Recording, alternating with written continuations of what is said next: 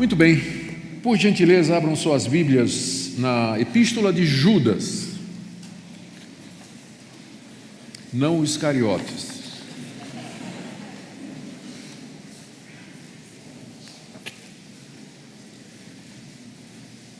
Por favor, deixe a sua Bíblia aberta aí, nós iremos expor o livro todinho. Você vai poder sair daqui hoje à noite dizendo, vai mandar um WhatsApp para os seus amigos dizendo: li um livro da Bíblia todinho pela primeira vez na minha vida. Certo? Vai ser hoje à noite.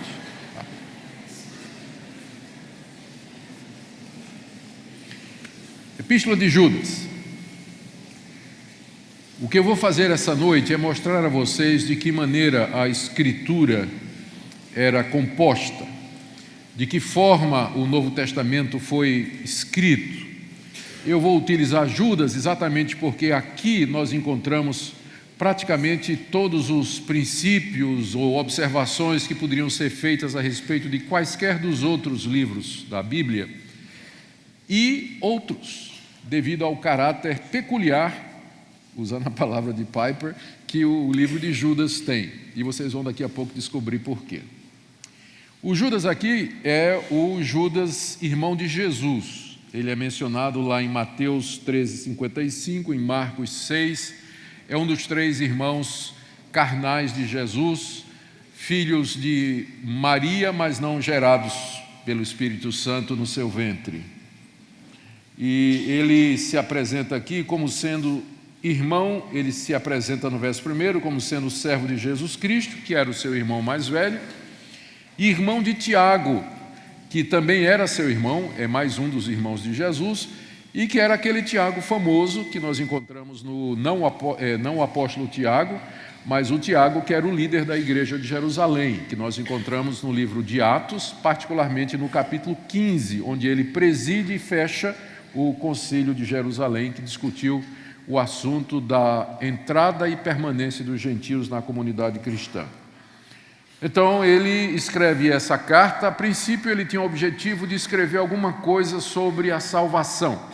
É o que nós vamos ver aqui que ele mesmo diz. Talvez ele queria falar sobre fé e obras, ou então a questão da lei judaica vis-à-vis a graça de Deus revelada no Evangelho. Todas essas questões eram questões urgentes e que pressionavam os apóstolos e demais líderes no século I. Quando ele então tomou conhecimento que as comunidades às quais esse livro, essa carta seria destinada, estavam sendo minadas por falsos profetas que distorciam o evangelho da graça e apresentavam um outro evangelho. Então Judas resolveu não mais escrever sobre, ele já estava pronto para escrever sobre a questão da salvação, quando ele descobriu que certas coisas são urgentes, enquanto que outras são necessárias. Então ele resolveu dar atenção ao que era urgente para ajudar aquelas comunidades a não caírem no erro dos libertinos, que é o nome que nós damos àquela seita que estava entrando nas igrejas daquela época. Judas, então, aqui nessa carta, ele primeiro se refere ou ataca esses falsos mestres, e o ataque dele, que é um ataque tanto à doutrina desses mestres como ao caráter desses mestres, é feito com base nas escrituras do Antigo Testamento. E a maneira como Judas usa as escrituras do Antigo Testamento, e também o fato de que ele vai colocar escrituras já do Novo Testamento ao lado das escrituras do Antigo Testamento, o fato de que ele vai fazer citações de livros apócrifos aqui nessa carta, tudo isso faz com que o trabalho dele aqui em construir essa carta seja tão interessante para o nosso tema, sola escritura, ou seja, que a Bíblia é de fato a única regra de fé e de prática. O que nós estaremos vendo hoje à noite é o próprio processo através do qual Deus nos deu a Escritura. E ao final, então, eu quero fazer algumas aplicações práticas para nós. Mas o objetivo é similar àquele que nós tivemos ontem à noite, que é dizer que para nós a Bíblia é a única revelação, é a revelação final, última, autoritativa, infalível e confiável da parte de Deus, e que isso pode ser demonstrado pela maneira como elas vieram à existência. Então eu tenho aqui 7 pontos que eu tirei da carta, e todos eles relacionados, uns mais, outros menos, diretamente com a questão da feitura da Escritura, que eu quero trazer à medida que a gente vai lendo a carta.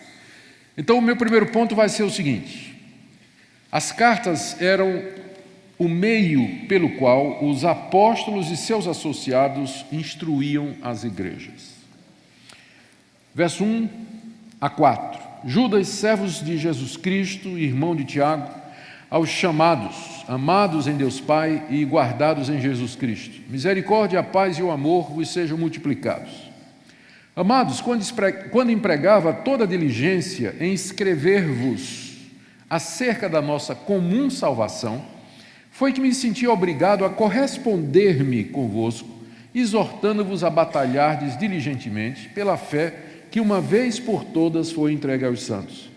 Pois certos indivíduos se introduziram com dissimulação, os quais desde muito foram antecipadamente pronunciados para essa condenação, homens ímpios que transformam em libertinagem a graça de nosso Deus e negam o nosso único soberano e Senhor Jesus Cristo. Então a situação era essa: as igrejas às quais Judas tinha a intenção de escrever estavam sendo doutrinadas por mestres que se aproximavam ou entravam nessa igreja, de acordo com o verso 4, com alguma dissimulação.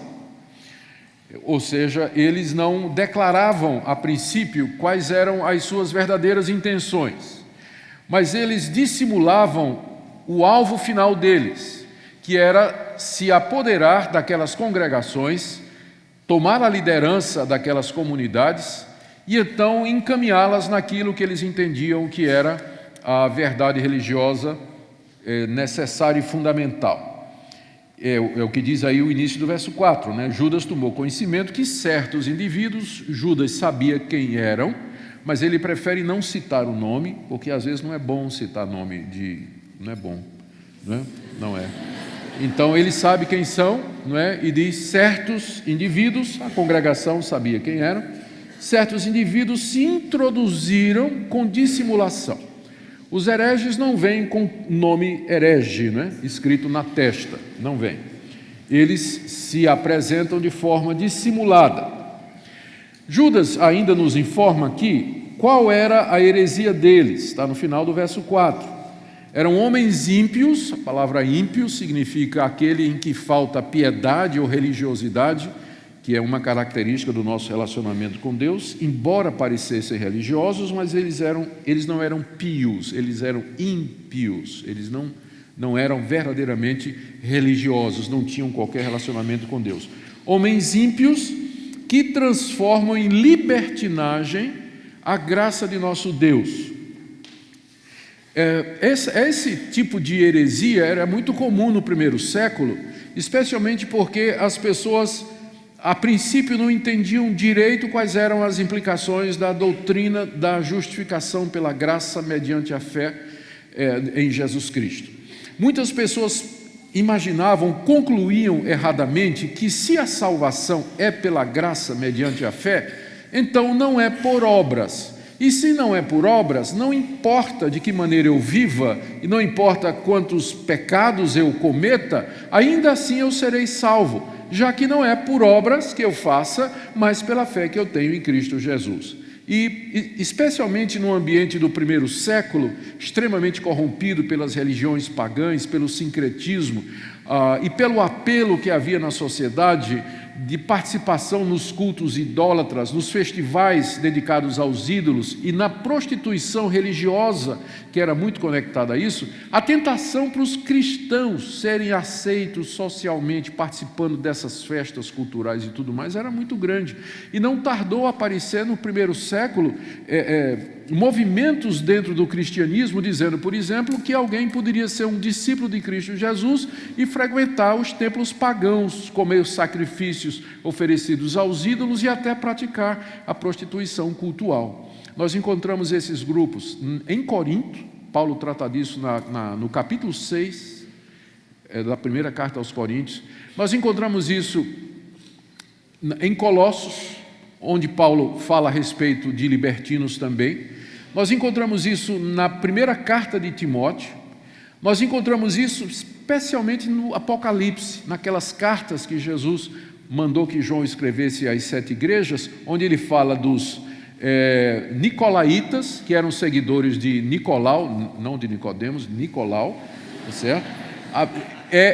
Tinha os seguidores de Balaão, e tinha uma profetisa chamada Jezabel. Os três estavam dizendo a mesma coisa, ensinavam aos cristãos que eles poderiam participar das comidas sacrificadas aos ídolos que eram oferecidas lá no templo, podiam se envolver lá com a prostituição, enfim, já que a salvação é pela graça, nós somos livres para vivermos do jeito que quisermos. Então, há um sentido em que o Evangelho nos liberta, mas o Evangelho nos liberta da escravidão do pecado, da escravidão da lei, da condenação justa pelos nossos pecados e nos leva ao serviço de Deus pelo amor que opera, pela fé que opera pelo amor e pela obediência.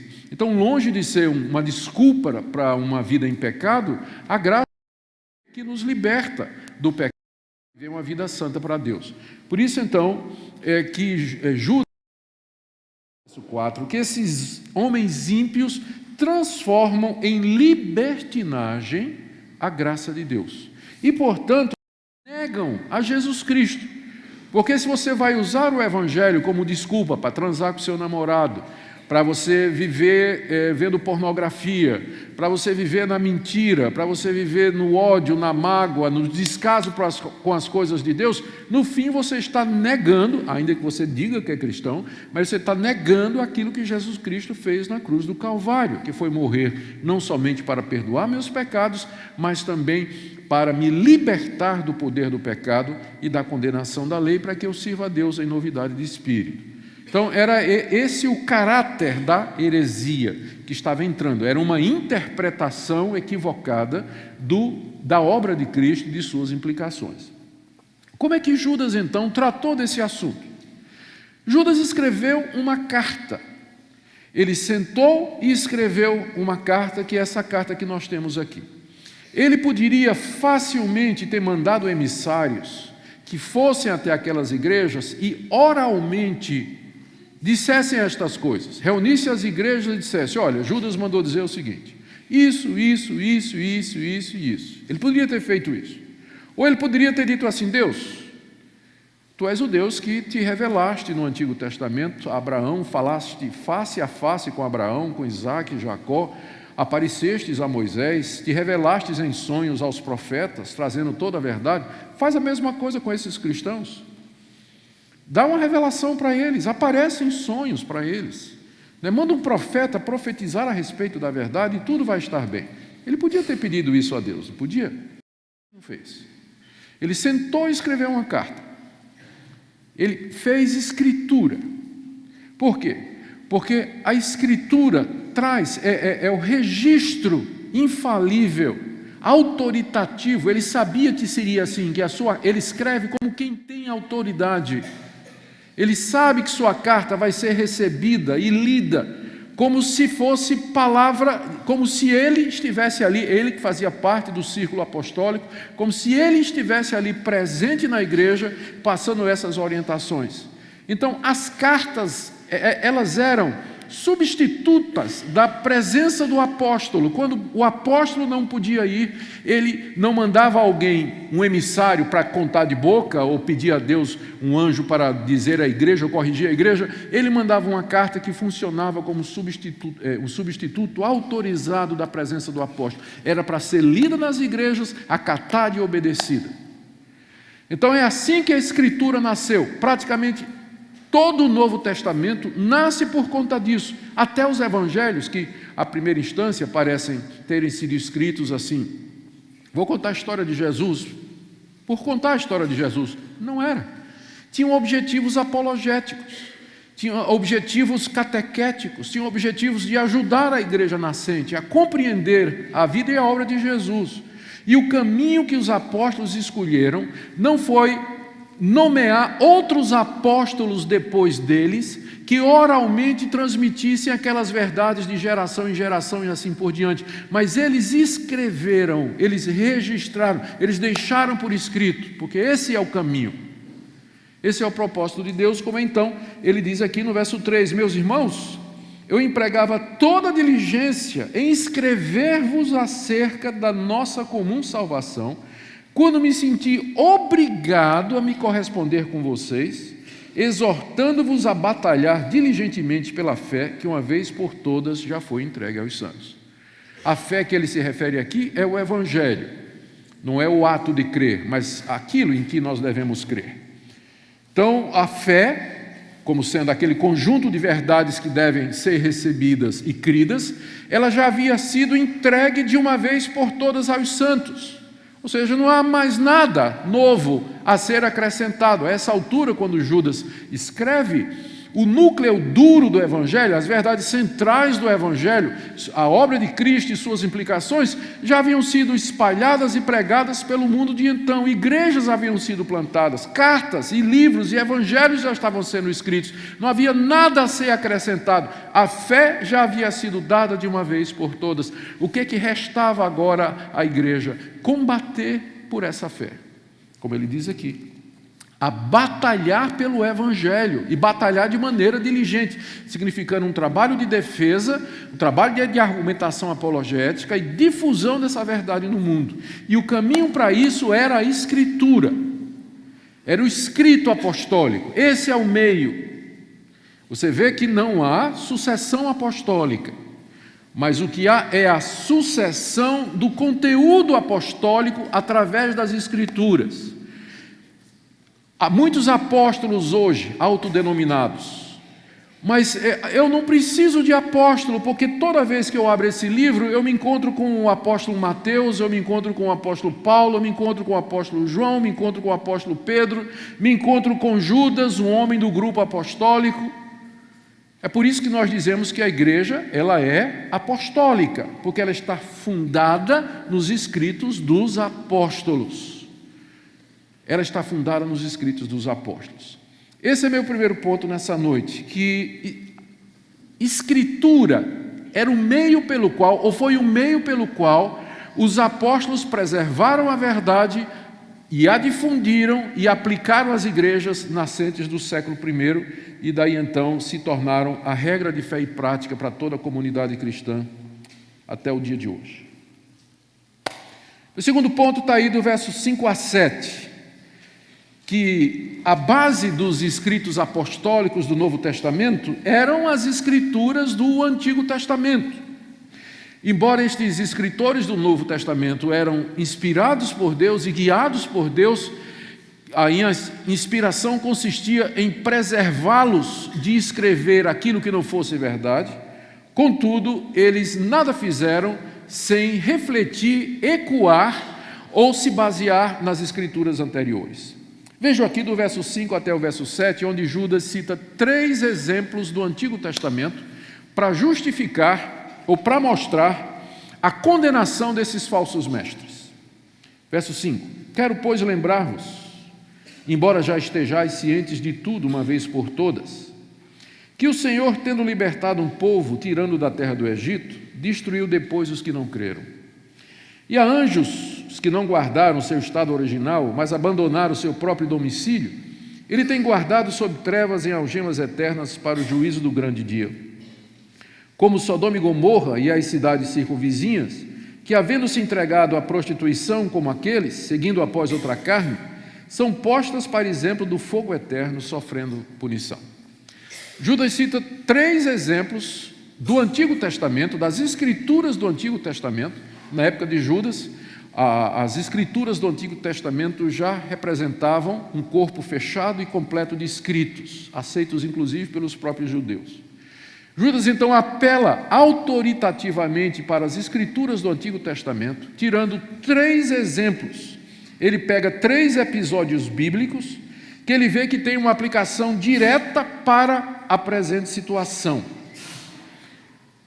Quais são esses 3 episódios? O primeiro deles está narrado no na lei, nos 5 livros de Moisés. Podíamos citar aqui Êxodo 12, Números 14, mas ele faz um resumo aqui no verso 5, dizendo o seguinte: eu quero lembrar a vocês alguma coisa que aconteceu e que está nas Escrituras do Antigo Testamento, que foi isso, que depois que Deus libertou o povo de Israel do Egito, Ele destruiu esse povo. Ele destruiu esse povo lá no deserto. A história é bastante conhecida. Moisés, instrumento de Deus, com 10 pragas, tira os israelitas debaixo da servidão de Faraó, atravessa o Mar Vermelho e introduz o povo na terra. Mas o povo se mostra incrédulo. O povo se torna libertino. Esse é o ponto. O povo abusou dos privilégios que teve. O povo recebeu a aliança, recebeu a lei, comeu do pão do céu, bebeu da água da rocha, foi liderado por Moisés, recebeu as grandes promessas de Deus, foi sustentado miraculosamente por Deus durante 40 anos, as sandálias e os sapatos nunca se estragaram durante aquele período. Apesar de toda a graça e favor que Deus mostrou àquele povo, esse povo praticou idolatria, praticou imoralidade, murmurou contra Deus, se rebelou contra Moisés e Arão, queriam tomar o lugar deles. O povo quebrou todos os mandamentos que Deus havia dado no alto do Monte Sinai por mão de Moisés. Então, ou seja, ele é uma amostra do que Deus faz com libertinos. Aqui Israel, a atitude de Israel é vista como de libertino, ou seja, abusou da graça de Deus. Achou que a graça de Deus mostrada a eles era uma base ou era uma imunidade para eles viverem de maneira pecaminosa como eles viveram. O resultado foi que Deus destruiu. O segundo exemplo está aí no verso 6. Ele diz aqui, Judas se refere a anjos que não guardaram o seu estado original, mas abandonaram o seu próprio domicílio, e Deus então os castigou, reservando-os irreversivelmente, presos em algemas eternas, é isso que significa, para o juízo do grande dia. Nós não temos muita certeza a que parte do Antigo Testamento Judas está se referindo. Alguns sugerem que Judas aqui está interpretando Isaías 14 e Ezequiel 28, onde há referências ao rei de Tiro e ao rei de Babilônia, mostrando o orgulho daqueles soberanos, como eles se exaltaram sobremaneira, mas foram em seguida destruídos e castigados por Deus. Alguns entendem que a linguagem usada por Isaías e por Ezequiel é muito elevada ou muito profunda para se aplicar apenas a soberanos humanos, a pessoas. Eles acham que o fim ou o alvo dessas duas passagens, na verdade, é Satanás.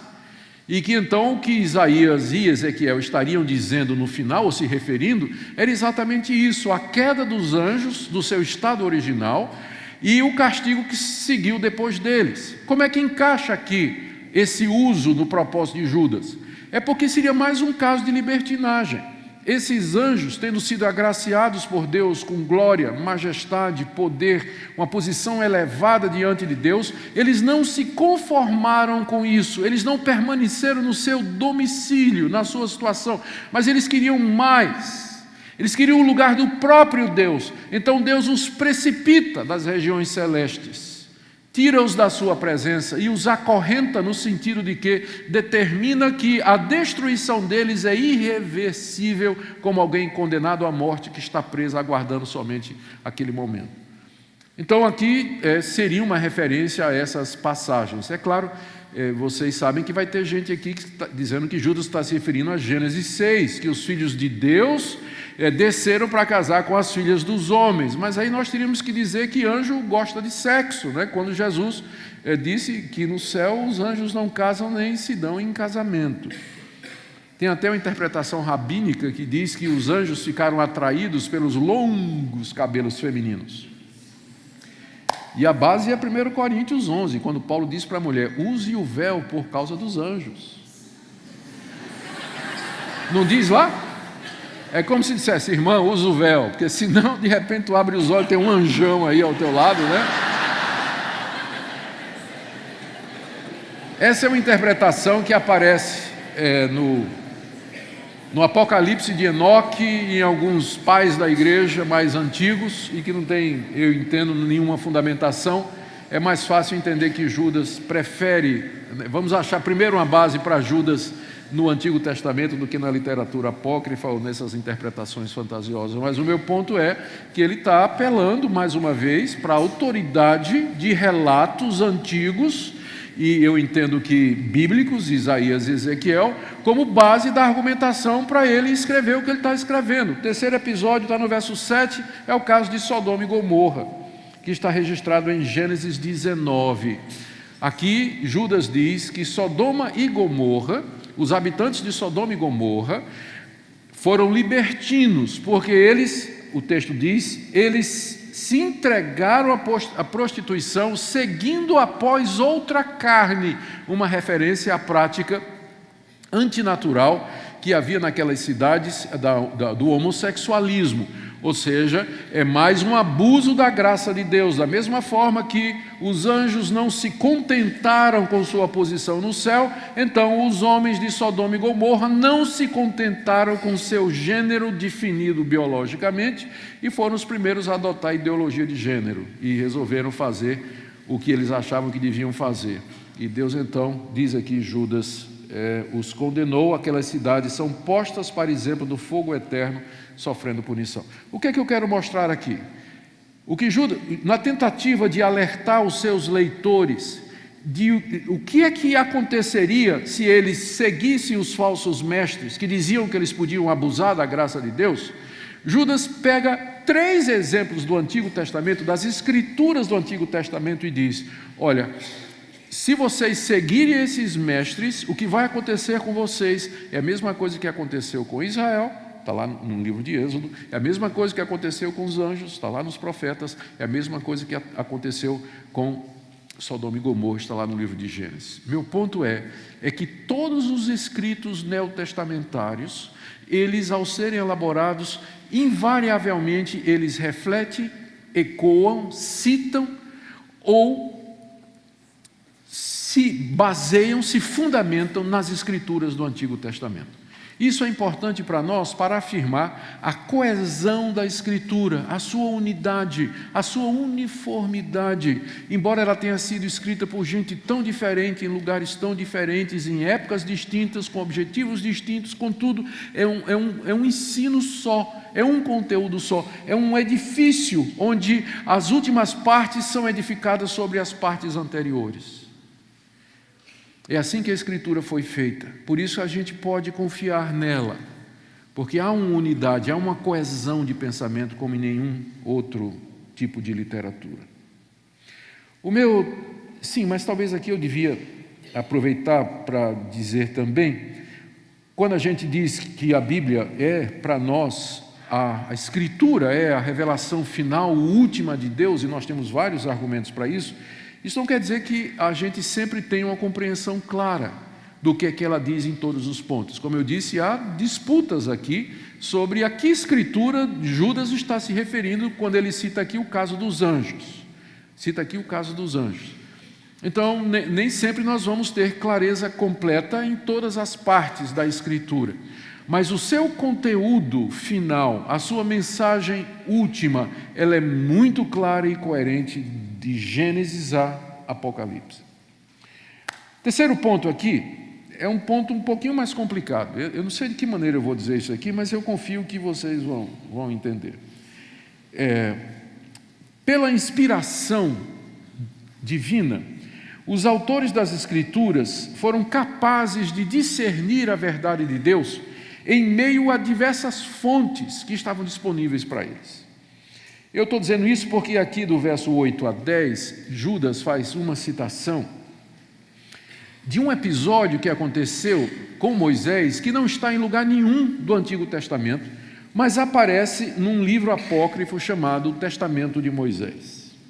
Eu vou ler aqui do verso 8 até o verso 10. Ora, estes, ele está se referindo aos falsos profetas, da mesma sorte, quais sonhadores alucinados, não só contaminam a carne, como também rejeitam o governo e difamam autoridades superiores. Contudo, o arcanjo Miguel, quando contendia com o diabo e disputava a respeito do corpo de Moisés, não se atreveu a proferir juízo infamatório contra ele. Pelo contrário, disse: o Senhor te repreenda. Estes, porém, quanto a tudo que não entendem, difamam, e quanto a tudo que compreendem por instinto natural, como brutos sem razão, até nessas coisas se corrompem. Aqui Judas está chamando a atenção dos seus leitores para o propósito final, ou o objetivo velado, não declarado, daqueles mestres que simuladamente ou dissimuladamente apareciam nas igrejas, trazendo essa doutrina, né, de que o crente é livre para viver do jeito que quiser. Ele diz que o alvo dessas pessoas, ou o método dessas pessoas, é minar as autoridades, é roer as bases da autoridade apostólica nas igrejas, atacar a liderança já existente na igreja. Eles não respeitam as autoridades constituídas, eles não têm apreço por aqueles que Deus colocou como líderes da igreja, e eles se atrevem a pronunciar juízo contra essas pessoas com o objetivo de minar a autoridade deles para então tomar o seu lugar. E Judas então cita um episódio que diz o seguinte, alguma coisa, uma história relacionada com Moisés, que é a seguinte: depois que Moisés morreu, Deus mandou o arcanjo Miguel enterrar o corpo de Moisés no alto do monte. O relato está em Gênesis 19, está em Deuteronômio 34, verso 6. Diz lá apenas que Moisés morreu e Deus o sepultou no alto do monte, de onde ele viu toda a terra prometida e ouviu Deus dizer: você não vai entrar porque você feriu a rocha quando devia ter falado a ela. Moisés morreu ali, Deus ali o enterrou. Então, o Judas está dizendo que quando Deus mandou o arcanjo Miguel para proceder o enterro do corpo de Moisés, o diabo apareceu. Onde é que você vai, Miguel? Eu vou enterrar Moisés. Não vai não. Mas como não vou? Vai não. Sabe por quê? Porque Moisés é assassino. Não lembra que ele matou o egípcio? Todo assassino me pertence. Então você não vai enterrar Moisés, eu quero o corpo de Moisés. E o pau quebrou lá entre os dois anjos. Não é? Então, brigaram. E na hora na hora que a coisa ia acontecer mesmo, o arcanjo simplesmente, diz aí o texto, né? Ele não se atreveu a proferir juízo infamatório contra Satanás, pelo contrário, disse: o Senhor te repreenda. O Senhor te repreenda. Que o Senhor pronuncie sobre ti o juízo que tu mereces. O alvo de Judas com isso era dizer o seguinte: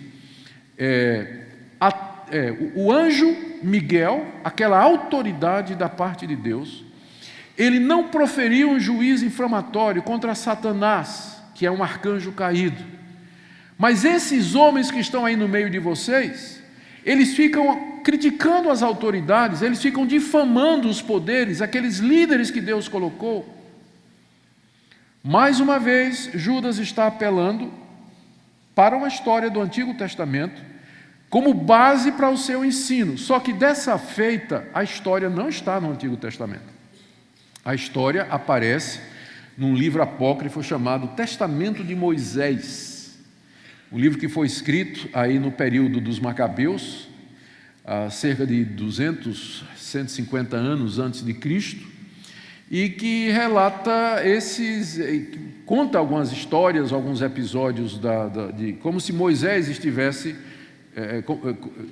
falando a respeito da herança de Moisés ou do legado de Moisés, alguns fatos sobre a vida de Moisés e assim por diante.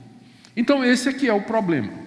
Como é que Judas, um escritor inspirado, está usando informação que está num livro que era considerado como apócrifo, um livro ilegítimo, um livro que não tinha nenhuma inspiração, nem coisas, nem nada que o qualificasse como tal. A resposta que a gente dá é que os autores bíblicos, eles receberam de Deus a intuição e a direção para discernir a verdade, mesmo que de fontes não bíblicas, como Judas já tinha feito antes. É por isso que Paulo pode citar nas suas cartas poetas gregos. Ele cita Epimênides, ele cita lá na carta a Timóteo, logo no começo ele diz assim, que os cretenses, como disse assim um próprio cretense, né, que os cretenses são ventres preguiçosos, bestas no sentido de fera, e assim por diante. E Paulo está citando um poeta grego, um poeta de Creta. Há uma citação em 1 Coríntios capítulo 15, quando o apóstolo Paulo diz assim: comamos e bebamos porque amanhã morreremos. Essa frase é tirada de uma peça de teatro da época anterior ao apóstolo Paulo. Paulo tirou e usou aquilo ali. Então, os autores bíblicos, a parte da inspiração consistia em conduzir os autores bíblicos a discernir a verdade, ainda que em fontes ou que procedendo de locais ou de peças ou de escritos que não eram necessariamente canônicos, como é o caso aqui. E aqui é que entra a questão da inspiração. Na hora que Judas cita essa história e coloca no seu escrito, nós recebemos essa história como verdadeira. Como é que essa verdade foi preservada? Há algumas possibilidades. Ela foi preservada oralmente através dos tempos. Há uma intuição para ela lá no livro de Zacarias, se você quiser ver depois aí, marcar, Zacarias capítulo 3, verso 2, quando há essa mesma expressão. Josué aparece à direita de Deus e depois então vem o Satanás para se opor a ele, e então o anjo do Senhor diz a Satanás: que o Senhor te repreenda, sim, o Senhor que é Senhor de Israel te repreenda. Então há alguma coisa lá no livro de Zacarias que também pode ter inspirado isso aqui, mas o meu ponto é esse, que os autores bíblicos, eles eram capazes de tirar a verdade e percebê-la aonde para nós não seria perceptível. E é nisso que consiste, em parte, a inspiração. A seleção da verdade. Usar a verdade e trazê-la para dentro dos escritos bíblicos. Ou seja, nós não somos autorizados a fazer isso, e para nós o cânon está completo e fechado. Mas esse processo de construção da Escritura aponta para a sua divina autoridade. Deixa eu ir para o quarto ponto aqui. No verso 11, Judas cita mais 3 histórias do Antigo Testamento como base para condenar a atitude daqueles mestres e para ajudar os seus leitores a perceberem que é que consistia o erro deles. Olha o que é que diz o verso 11. Ai deles, porque prosseguiram pelo caminho de Caim, e movidos de ganância se precipitaram no erro de Balaão e pereceram na revolta de Corá. 3 episódios do Antigo Testamento que Judas cita depois de dizer: ai deles, ai desses mestres. Por que ai desses mestres? O ai aí introduz o pronunciamento de juízo. Ai deles, porque eles serão castigados. E qual será a razão do castigo? Primeiro, porque eles prosseguiram pelo caminho de Caim. O que Caim tem a ver com isso? Caim foi o primeiro a inventar uma falsa religião, não é? Não foi Caim o primeiro falso profeta? Ele quis adorar a Deus de uma forma que Deus nunca tinha ordenado.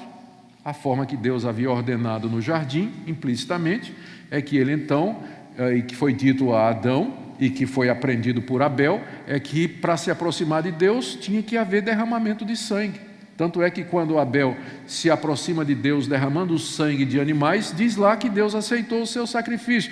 Mas quando Caim apresentou a Deus o fruto do seu trabalho, ele foi recusado. Por quê? Porque Deus nunca disse que ele seria abordado, acessado dessa forma, ou seja, através do esforço pessoal de alguém. Sempre é com sangue. Sempre é com sangue. Desde aquele momento em que o homem caiu, essa verdade foi dita por Deus. Então, Caim é citado aqui porque ele é o santo patrono dos falsos profetas. Ele foi o primeiro, né? Os falsos profetas seguiram no caminho de Caim, que tentou inventar uma maneira de adorar a Deus que Deus não havia determinado. O segundo caso, aqui, eles são movidos de ganância e se precipitaram no erro de Balaão. Balaão é aquele profeta de aluguel, que está citado no livro de Números, capítulo 22, que, por preço, amaldiçoou a nação de Israel. Era um profeta que pronunciava bênção ou maldição de acordo com o pagamento, ou seja, ele era um mercenário, alguém que usava a religião como meio de vida, para ter lucro, movido pela ganância. Então, esses falsos profetas que estavam penetrando naquelas comunidades, diz aqui Judas, eles são movidos de ganância e se precipitam no erro de Balaão. Estão seguindo o mesmo caminho de Balaão. Eles estão usando religião, eles chegam lá com a cara bonitinha, dizendo: eu tenho uma novidade, tenho uma religião maravilhosa para vocês, o cristianismo é muito legal, vocês podem viver de qualquer maneira, mas a intenção no final é a mais antiga de todas as motivações: dinheiro. Eles queriam tomar aquelas comunidades, explorá-las financeiramente para o seu sustento. Chama-se mercenário. E vocês veem que tem muitos hoje que seguem no caminho de Balaão. O terceiro exemplo é o de Corá. Eles pereceram na revolta de Corá. Esse episódio está narrado em Números 16, vocês lembram muito bem, quando Corá, Datã e Abirão e outros queriam tomar o lugar de Arão, que era o sumo sacerdote, e dizer: por que só Arão pode ser sacerdote? Eu também quero ser. Por que só ele? Eu quero o lugar dele. E fizeram uma revolta para tomar o lugar. Então, é o primeiro caso no Antigo Testamento de alguém que tem inveja e quer tomar a liderança espiritual pela força, que era exatamente aquilo que os falsos mestres queriam fazer naquelas comunidades. O meu ponto aqui é que Judas, para ajudar aqueles crentes a perceber o erro dos mestres, ele cita 3 exemplos da Escritura que são similares.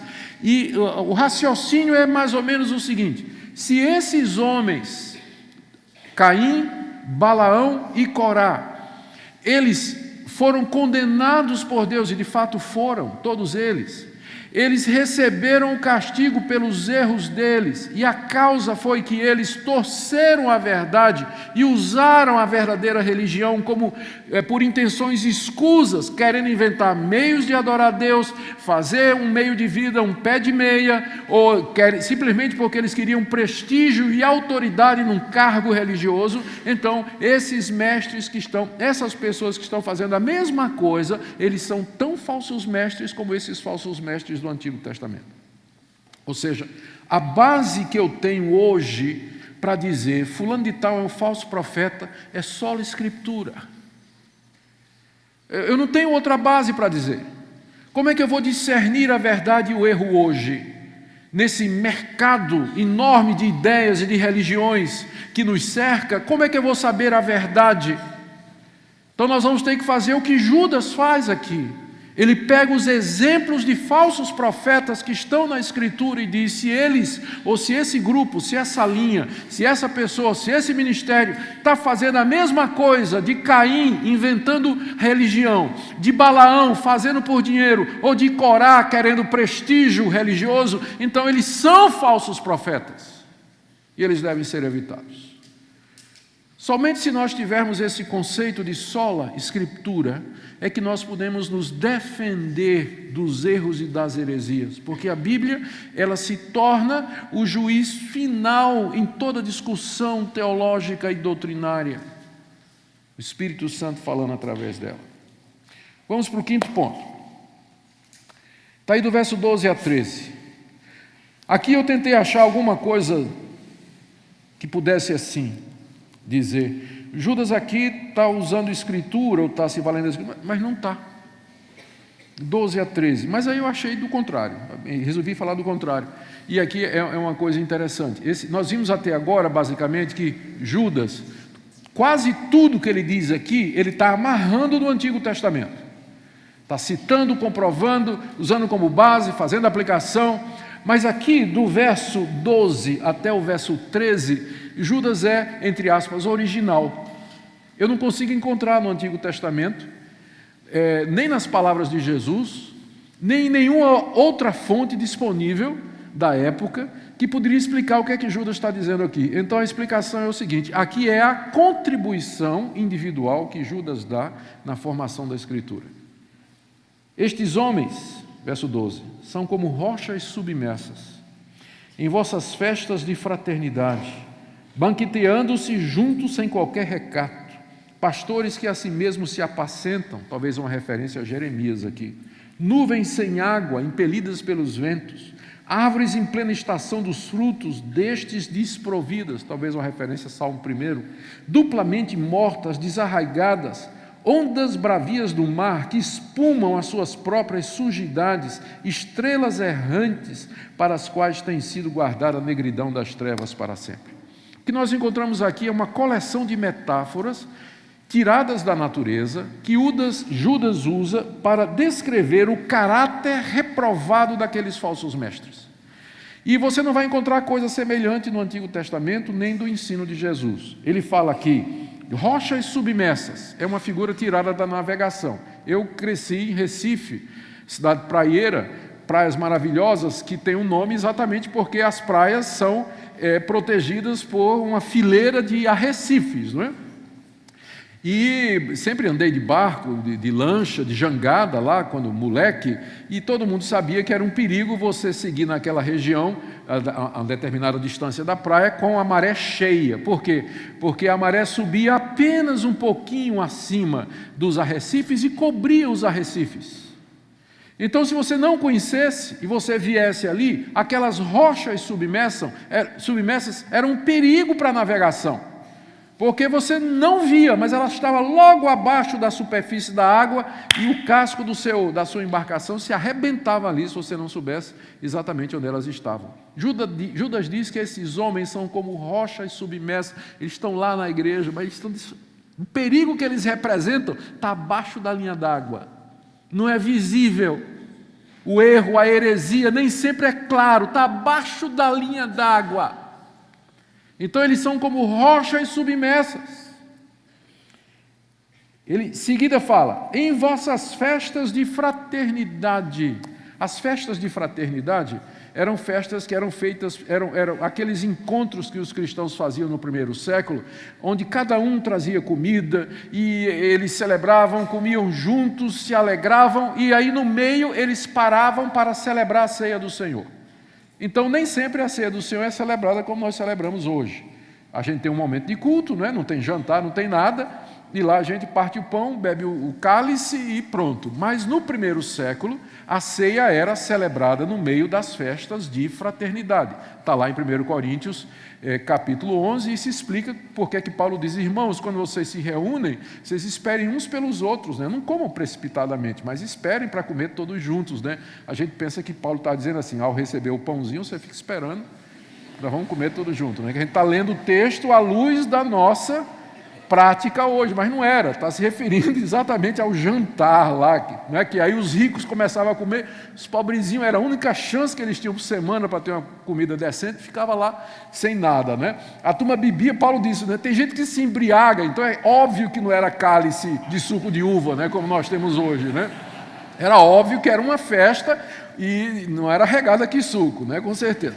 Bom, de qualquer forma, por conta dos abusos que aconteceu, por conta dos abusos que acontecia durante essas festas, já no século II, os pais da igreja, os líderes, eles já haviam proibido e não tem mais. É uma prática que desapareceu do cristianismo no século II, terceiro daí para frente, por conta dos abusos que a ocasião proporcionava. Mas na época de Judas, estas festas estavam em vigor. E esses falsos mestres, então, eles estavam nas festas de fraternidade, banqueteando-se juntos, sem qualquer recato. O que será que Judas está dizendo? Que já estava havendo orgia? Que as intenções finais já estavam sendo realizadas, que as pessoas nessas festas de fraternidade, influenciadas por essa teologia, já estavam perdendo o recato e tinha imoralidade, prostituição no meio? Eu não me admiraria, porque esse é o resultado de toda falsa doutrina. Ela desemboca numa prática errada. Se a sua teologia não é boa, a sua prática também não vai ser. Aquilo que nós fazemos é controlado por aquilo que nós cremos e acreditamos. Se você crê no erro ou numa heresia, numa interpretação errada do Evangelho de Cristo e suas implicações, isso vai refletir na sua prática, no seu namoro, no seu casamento, no seu trabalho, no seu relacionamento, como você usa mídias sociais e assim por diante, em tudo. Então, não é demais imaginar que, quando Judas diz aqui que eles já estão se banqueteando sem qualquer vergonha, a gente já imagina o que é que estava havendo nas festas de fraternidade, em algumas festas de fraternidades daquela igreja. Ele chama esses pastores de pastores que assim mesmo se apacentam, ou seja, são egoístas, eles queriam apenas os seus interesses. Nuvens sem água, impelidas pelo vento, você imagina uma seca, aparece no horizonte uma baita de uma nuvem escura, todo mundo se prepara, tira o guarda-chuva e ela passa, não derrama uma gota sequer e vai embora. Que decepção, não é? Falsa esperança, é isso que esses mestres representam. Árvores em plena estação de frutos, destes desprovidas, duplamente mortas, desarraigadas, mais uma metáfora que é tirada da natureza, uma árvore frondosa, porém sem fruto nenhum. Outra metáfora tirada também do mar, ondas bravias do mar que espumejam suas próprias sujidades, todo mundo sabe, é só ir nas praias do Rio de Janeiro, de Recife, ou qualquer no litoral mais movimentado, quando chega na segunda-feira, a beira da praia está cheia de lata de refrigerante, garrafa PET, camisa do Corinthians, tudo que não presta, você vai encontrar lá, né? Coisa jogada assim, né?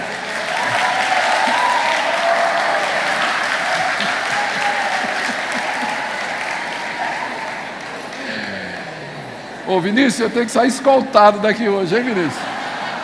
Tem que sair escoltado aqui.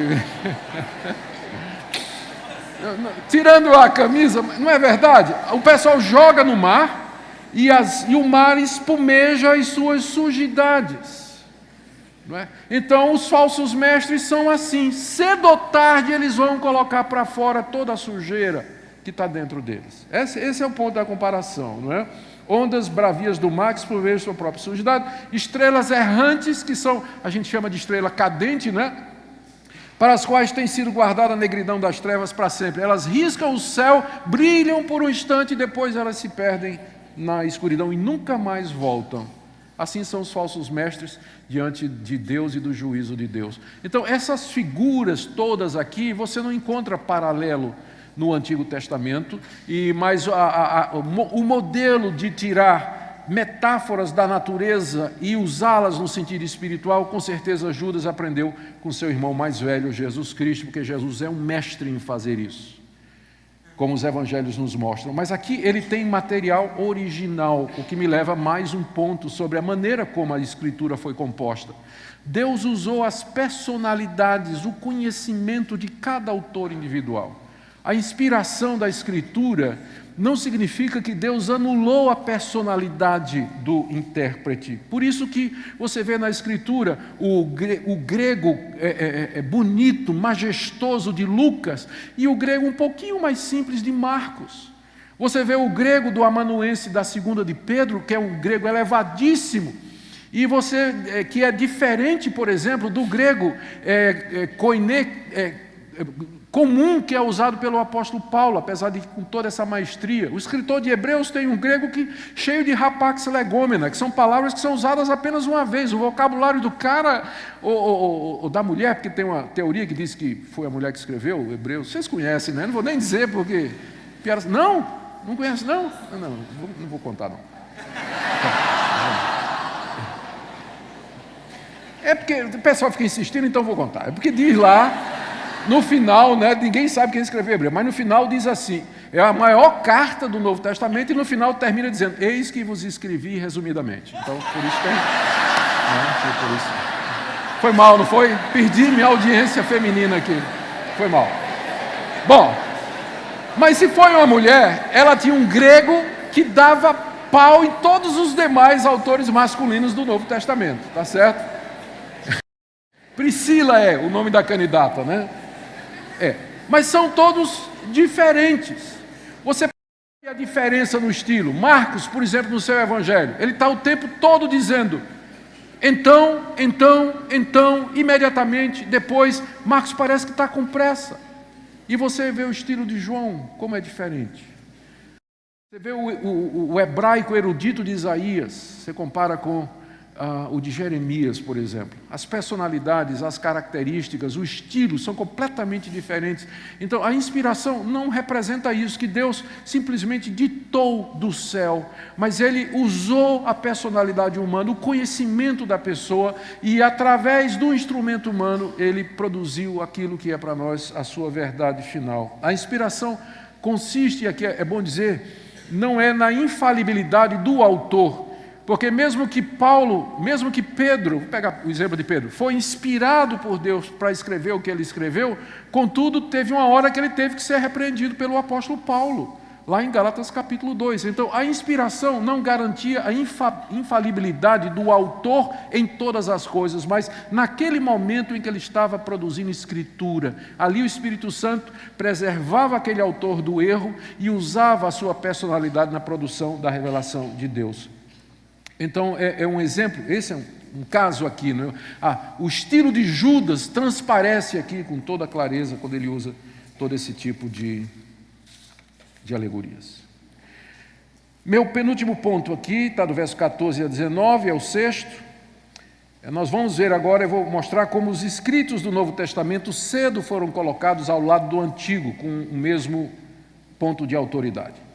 Veja, aqui do verso 14 até o verso 16, Judas faz menção de mais uma personagem do Antigo Testamento, embora ele acrescente alguma coisa que não está no Antigo Testamento, pelo mesmo motivo que nós já vimos, pela mesma razão, seguindo o mesmo método que ele usou quando cita a questão do corpo de Moisés. Mas vamos ler aqui a citação que envolve uma personagem do Antigo Testamento, 14 a 16. Quanto a estes falsos mestres, foi que também profetizou Enoque, o sétimo depois de Adão. Então, até aqui, o que nós temos é uma citação de Gênesis 5, de 21 a 24. Lá nós encontramos a história de Enoque, que foi o sétimo que veio depois de Adão, se você fizer lá a genealogia, e ele era homem de Deus e foi assunto aos céus. Ele acrescenta aqui, o sétimo depois de Adão, dizendo, eis que veio o Senhor entre as suas santas miríades para exercer juízo contra todos, para fazer convictos todos os ímpios acerca de todas as obras ímpias que impiamente praticaram, acerca de todas as palavras insolentes que ímpios pecadores proferiram contra ele. Os tais são murmuradores, são descontentes, andando segundo as suas paixões, sua boca vive propalando grandes arrogâncias, são aduladores dos outros por motivos interesseiros. O que interessa para nós aqui é a referência que Judas faz à vida de Enoque, e ele cita uma profecia que Enoque fez, que não está no Antigo Testamento, mas que foi preservada num livro chamado o Apocalipse de Enoque, ou o primeiro livro de Enoque, onde Enoque antecipa a chegada de falsos mestres dissolutos. Isso foi o sétimo homem depois de Adão. Aí logo em seguida, Judas cita palavras do apóstolo Pedro, que ele coloca no mesmo nível de autoridade das palavras de Enoque. Verso 17, vós, porém, amados, lembrai-vos das palavras anteriormente proferidas pelos apóstolos de nosso Senhor Jesus Cristo. Judas não era apóstolo, mas ele era do círculo apostólico. Os quais vos diziam, no último tempo haverá escarnecedores andando segundo as suas ímpias paixões, são estes os que promovem divisões sensuais que não têm espírito. O que é que você tem aqui? Aqui você tem Judas citando o Antigo Testamento, uma personagem do Antigo Testamento, que era profeta, era um servo de Deus, que antecipou a chegada dos libertinos no meio do povo de Deus.